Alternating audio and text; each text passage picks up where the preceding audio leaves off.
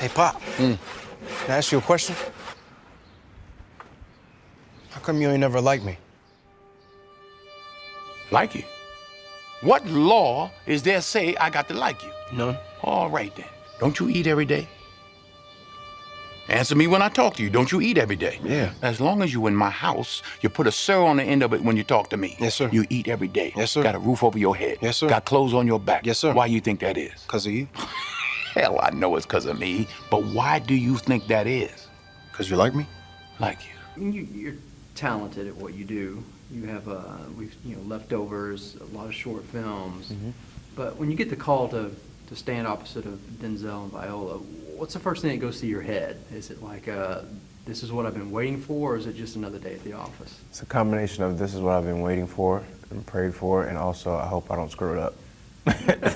Do you really think that? Do you really think you could possibly screw it up? I mean, I think every actor has that level of unsure, I guess, or insecurity about their ability, and if they're able to. I mean, Denzel and Viola, the two of the greats, they are the supreme when it comes to acting. So, you'd be foolish to step in there like this is another day at the office with that type of talent.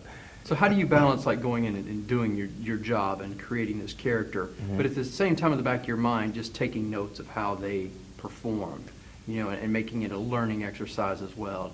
Is there a balance to doing that, or? Absolutely. I think, you want to definitely be careful and make sure that you're staying in the moment while you're in scenes, especially with actors of that level. But I think as you're doing that, you're also learning. You're learning how to take beats and how to just really let a scene play out naturally without playing too far into the end result, just kind of letting the story fall out as it should.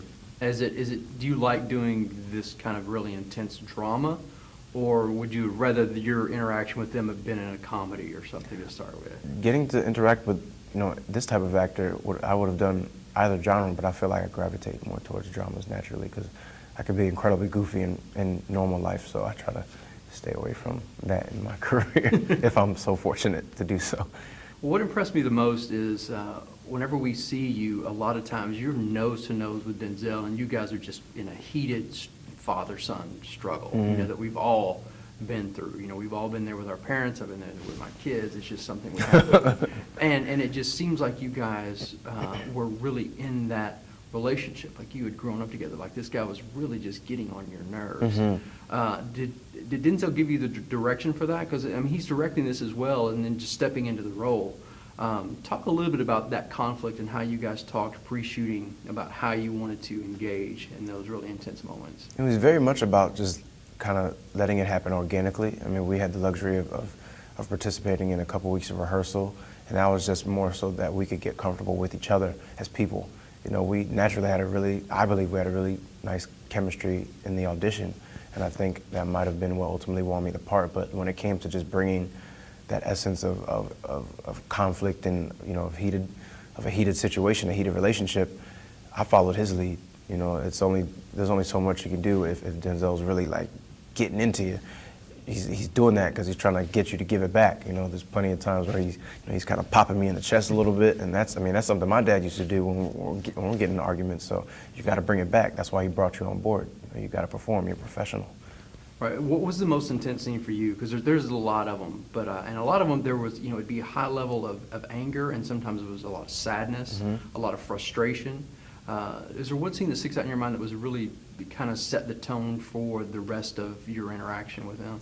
They're all really challenging just because of the heightened material that I was exposed to in August Wilson, but just pulling one out of the hat up to mine would probably be I would say, just not to ruin it, the biggest conflict between Troy and Corey, the most significant one, was the big boom.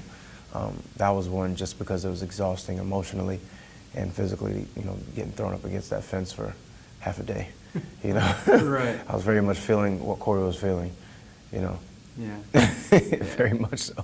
So, and again, not to, we don't want to kind of give away how the projection goes, but if you had to pick an adjective of how your character would describe his father at the beginning of the movie, compared to an adjective of how he feels about his father at the very end, what was that transition, you think, he went through?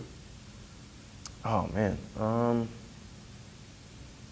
I would say just demanding and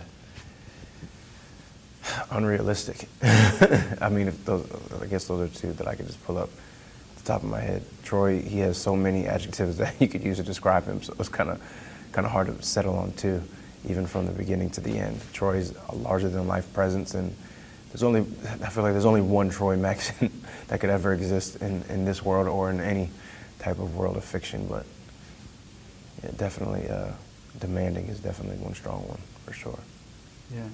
Man, it was a fabulous performance, and you held your own with them, and it turned out to be an amazing film. So congrats on all the awards that are going to come. I know they're going to come for you guys. So Thank you, sir. Appreciate your time today, it. too. Thank you. I appreciate All right, yours man. as well.